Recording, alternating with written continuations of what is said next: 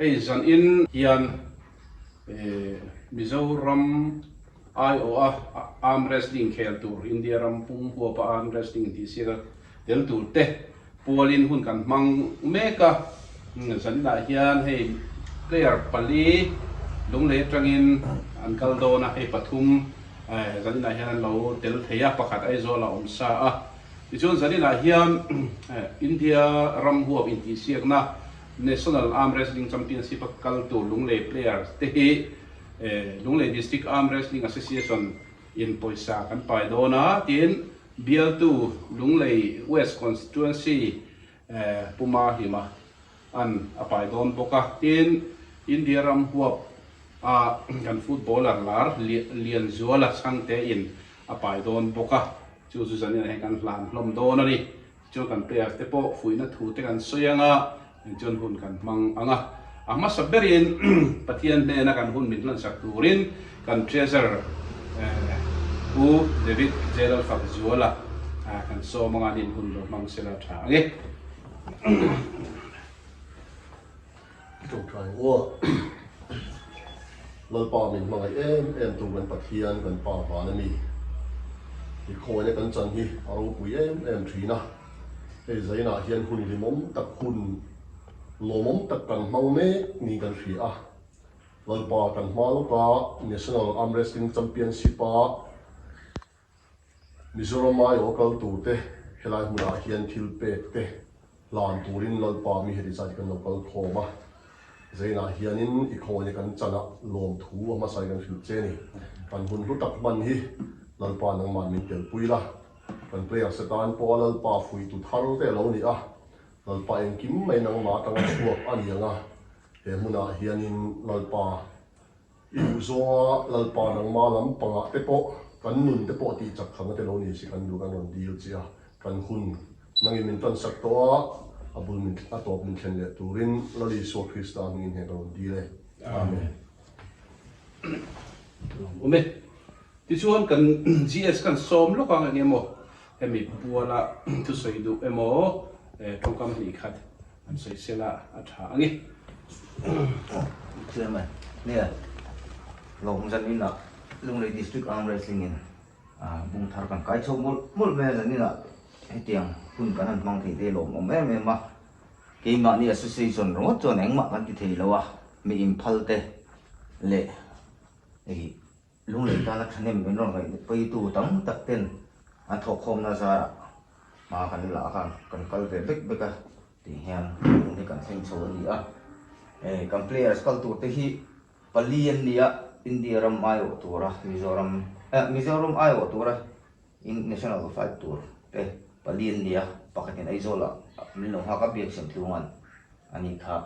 ektibillo khel tur nia chuan mani kha i nakina introduction mani pe mai se se tu so khel na tu wait nan khan ti kha ania chon hedula puti petan min lo man puita sa chan tlem na zo han sei ve kha an lo ma kan ti ni ti kha me an hre sak pot la lunglei district sport discipline a hian arm wrestling hi anau pong da pol kan nia ke ni a hian cycling nia cycling ho khan nau pong hre ta ti lo chon kan nau pong bera mà sẽ achievement hi Asia thingin achievement da han dong thei kan lo me ma khan thei kan player se thorim na le undisciplined that na zara yang kan lo em ni ti kha mi han fia sak bok la kan duwa in Reubena po ilo khia tam Bulgaria te content dan tu kan zonga i en lo ba pe kan han ti kuala lam la rem sang thei lo kina aizolam mawalam mang men kan hanin belianga sta chuan ti da tur te tin nge ni ang ti be ka an ti zela nga lo boy lo la ikal boy lo ni sing mang ti kha in ring phot be ro ti jong kha ka soi du sin ni me ro se me chuan introduction ka kan lo ka self introduction ka athamai nga hanni pathum hi an ming veng ming an ko dan lu le pa ming khahan selta sela atra nge an category teng khan mo le emili tangin o Yung tu MLA Reubena niya, youth le senior khel na ke sunga pangat Mahlima. Kapaming hi sila thanpuya niya kanuming hi rangati. Anya venglai chang. Kami tu Reubena Lianzuala niya lungai kores bank ban ceng mega cuan. Kapaming elai zo thanpuya niya kanumi lalbing oi sai lo niya cuan. Tu national hian 60 kg junior left le right of hera senior right po khel don. Kami tu la big felatia mi kawm ni zera nung le ra si venga man ya chuan i kanu min tu bela ram ha ki ni pa min tu la big chuan ha da ni chuan tu national hian youth le senior hian 60 below a khel ka don me ti chuan tuna hian pawisa pai tur hakan plan anga lunglei district arm wrestling association mingin kan treasurer le senior vice le senan an plan sela Emily kha senan a plan anga lunpuyan Reubena chuan kan treasurer biak fela plan anga ti chuan dia cover karim don rang hen o khala ko kana tha nge khala kan pui khan han lan phot sela nga sena o la kan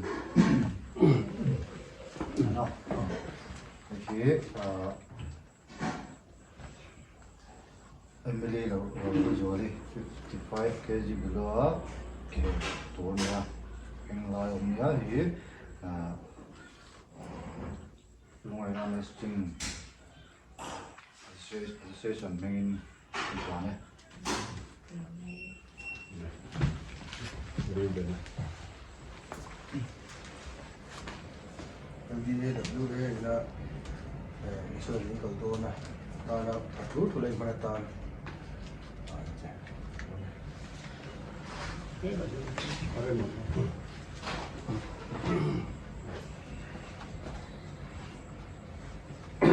Nalbiak fela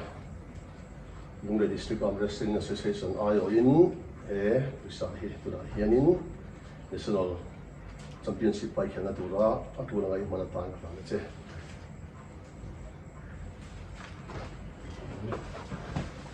ikhan Lianzuala khan alam na isi pe me ti chuan tuna hian lunglei west constituency MLA Limpuya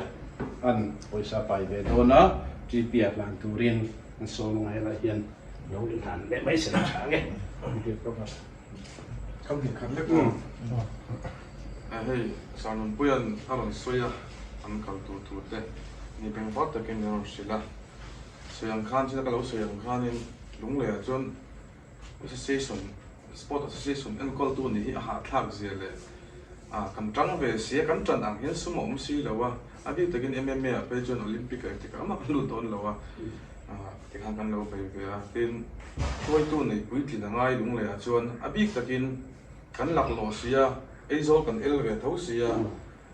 eizo kan phasi lo tak mai sina tam taka hian asum le pa te po ni nga chuma so eizo a hian soi tu kan nei thata ngai association a hian maro chu arm wrestling lam pang chu hei in mel kam huwa chen mel shet sa te ai ni te for loma along om ka tia a thamon thak ka tia chuan hei biela hian in zirna le sport lama hian kan thei ang angin kan tuam hlom ve a kha man le point ria Reubena sunala ania cheng sing thum le citation ania kan van ne kan bial hi zirlai ti tha choi moina kan nei po hian tun po som le po som patnia po khan lunglei we som chunga mi ve veng lai mi ve kha po som le po som patni khan mizoram pumalam thei khan nia amma in doctorate degree nei hi tuna hian mi than tur patni kan nei a ma in mi pathum kan han to poka ti chuan ni BSc bachelor degree le master degree aron chuaka lunglei atangin top 10 engemaw zat kan nei le kan ringa titai kan bial hi kan van nei tuna pawh hianin VCA result chuaka hetima mi kha ka ufa pa nia top 10 a lang ve tin hetima tang khanin mi pali vel ka an veng ka shela waram thara pakhan pakhat khawm ve hatiam ka top 10 a lang zoram pumano oma kanin in elna nei tir kan du ni ke mania chuan a politics zone ka sei lawa lungle thlo kan nei ti te hetilaya aizol el thei khopa theina kan nei ni hi MMA po kan mu chiang ani ma se aizol kan va kala kan rin ro hi down ha zela mani aizol pa so kan chawlo tlak zela i chu ti ril chu ka chu mi kan se chan chu kan players te aizol a po va kal bula i mi tam ta chu ka fui por dik thina ni dot ka shil thina ni aizol fight kan nei ton te hian ka shil ruwa hei an hu por lu tuk chuwa lunglei ho chu min hu por lu tuk khel lo te pon du ingam ro angam lo sa chen te kin ti thin ka ting chuan khel thei lu tuk ma se ka tiang nei lo aizol an lo thlen to son nge aizol pa sang ngam nge turin ngam lo le ringot zela tu tiang ru chu pulo ula lunglei ko lei zuenga tang ra si venga tang in veng lai tang hian aizol pa ne theya kan cha to hei Reubena sin ma lo shoi to ACL level alo tuno to ni chuan i khati khan inkal le zem tura khanin lungle ya te lai veng lai college veng mi hian khovel keima nang ma ni ron pui i weight category mi kha in ne thei ti hi in shet ka duwa chuan in sum theina poimo ver sport le sport lo po ti sam na ne inon thleng sang dawanga zu te ru thil te abik takin mi patan chon lakhi ol te menia national lak rangot po hian nang mani level in lak ola i kha in lak na kha tuna tan chuan da bo mak mak ula in thlen in goal kha be ngar ula khati ang thlim flop na ang chi te enge ru thil laka te in film pot chuan sa ta ka in thleng dona beidon chang pe point ne ang ma sei beidon na kha nang mani nor kal jok chu chuan kha chakman mang thei don tin te kha ka sei ve don ni chu chuan lu te kha lo sala hian ka chiar chok ang ma chiar to ong lo chung a hen in message tu tra pe mo mi mo sa nan pui thlan lo la sa pa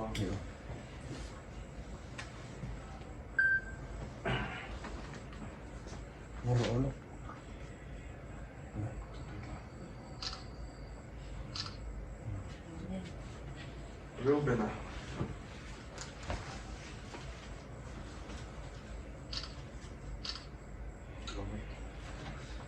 يقفل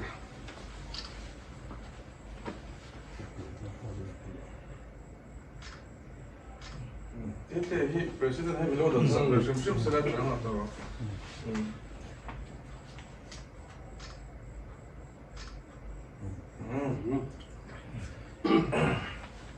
Ume ti chuan Emily Lodin sela Emily hi national el photo photo a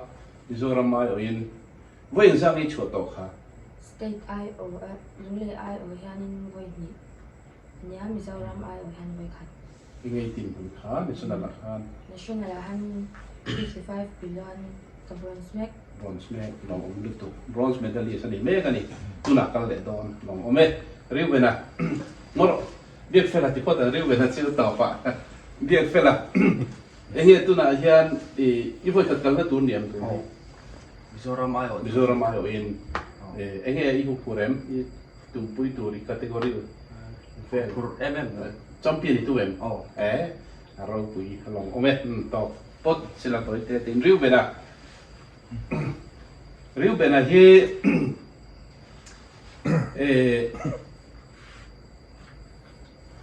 World Championship khel turan itu lah hian ain buat sai meka mizo zi nga ani ai theng sang anom lo kan ti thayang chu deni rot tuanga kan sia kha ni an ni hi เดี๋ยวนี้คะแนนเฮียนเอเชียแชมเปี้ยนเว้นเนี่ยReubena hi tuna hian I Reuben national le hani voi ningzat kel na tur nge ka voi ni na tur voi ni na tur chuan nge din hun voi ni kuma khan silver kala chuan voi khat kha inil ti na ni mo mai son le ti ria ta Asia champion a ti chuan tun tu ma hian nge hu puri nei nei lo ka konfi bo le tu me rai ta ani tak chu ti chuan Asia champion India World Championship khel turin in buat saya September ni so matranga ni som ni pathum ni thum ni vel henka ti chuan Bulgaria in khel dona te ro chu ta chuan champion ko vela champion in beise tun tum chu ka trei ni te cha be se long le ko vel champion kan ma lo ka hen chobani ro hui khop mai le ro le ti chuan a toi te ten kan han tia kan du soi na hun kan honga kan te chung changa emo fuina emo amaro chu soi sei lo tai la heta kan ji la lo tha he san na min lo tel pui lom le mai arm wrestling huang ni la ba he kan thian te kan nau ten ni a ani po enge mo sei tu ring kan so mang e helai invite ania pulal thaki ma sai lo ram thal pa ania ani po kan so manga ani khan thu han soi pa sak te se la hen lo kal se la bé cái tụi nó đâu biết tìm là giờ nên chúng mình không vang thì tụi mình quý tên là cái cuốn lóc ạ cái hôn rô quý đâu in lồng mong đón rất mẹ năng phụ tôi hy vọng này cái thì cốc mẹ thì giờ nên là mình sang khăn lâu thì lâu lệ nga là hay gắn truyền pa xe nó phập bả tê rồi mình tê tiền khăn lâu thì rất mẹ thì mà khăn chân chín bu làm mặt tê lệ social media làm mặt tê bộ khăn thà lạc tê bộ khăn lông bùa lông lệ à chuột nằm đất mấy ông wrestling à champion Asia cũng bùi champion khăn lâu này thì khăn lâu rồi mà rồi chú là tụi men thì tê bộ khăn lâu re em chuông em lâu à cho nên là thì hẳn sẽ chi à lâu lắm đấy à thì cần gì à thì tụi mình phải bắt phải ai cho lâu nó biết xem nàyกันกินโหลแต่ว่าปลีในจังกันถอดช่วงโดนเนี่ยหลงมั้งเบียสิ่งไหนอันใส่เจ้าตัวพวกเขากันในแล้ววะเอามารอจูกันใส่เลยตัวแต่จูลุงเลยอาจังเฮียนนั่นสินะกันไงข้างตระดูกันไงข้างขันโคเวลปุ่มปุยอินเนี่ยที่นี่ตีก็อาเจียงอินกระเรียจูมี opportunity จูเราอินเฮอร์ช่วงเวตาร์ไม่นี่มันโคเวลฮีเราจิมแต่เรื่องไม่ดีที่พวกเขาไม่ตัวน่าออกมาดูรูปไว้ซึ่งตะกะเหตุตัวนั้นเป็นที่มันชวนนั่งเหตุน่ะอินสันไงที่พวกเขากันบีเสียกันช่วงเอ็มจูนี่ที่เขาสิ่งนั้นเห็นกันสวยดูว่าต่อไปเราชวนคอยหุ่นอ่ะพวกเอ็มดินหุ่นอ่ะพวกปะเทียนเพื่อชวนปะเทียนจากนารินชนะเก่งเป็นชวนเนี่ยนะปะเทียนเห็นอภิเษกลำจูอามาริงน้ำตู้ที่จูเทียนเห็นอาจารย์เสียงหูที่ถึงในที่เทียนถูกันหัวตินจูมีต้องตู้ที่พอจูมีตั้งตักจูมีจังตู้ที่พอจูนอมแม่กันในที่ค่ะเสียละวันซึ่งตะกะเทียนริมชนจูเก็บเป็นตัวกันกันจ่าไปจูเลยก็หลงแม่มาหลงมองแร่ไหมที่ชวนให้สันนิษฐานคุณที่มุ่งตักกันมั่งกันเพลย์เตมีปลีประคัดไอโซลากันตีโตค่ะมีปฐุมสันนิษฐานคุณกันมั่งเทียที่ชวนตัวน่ะฟุยนัททุกันสวยกันไหลข้ากันขันเที่ยวโตชัวอุลาอินเดียรัมแชมเปี้ยนนี่ตุ้มเที่ยวตูรินดูสักนักน้ำนมเด็ดเจ้าริวเบนะอันจีงัดเตลละอันนี้จูมัดสอบเรียนเลจูลอันนี้ World Championship September นี่สอบมาตั้งสอบลีกันจูบัลแกเรียบัวใส่ตัวระอัลโดนาบัวใส่เมกาที่ชวนริวเบนะนุ่งซุยเทตัวรินนังนี่ปนีพออินบัวใส่ตาอุละยันริวเบนะพอลุงเลยก็เลยเวงกลางวัล World Champion กันเลยเดียกันเอาเทนตัวรินนั่นนี่พอ a kon fi le ti kan ria khovel la hian champion turin theina nei ti po ama po a in ringa a kon fi ang nge ya khovel champion ni turin du sak na kan lana ichuan thian te pahni po national champion ni turin du sak na kan lan po kan ti khang ani soi ani ume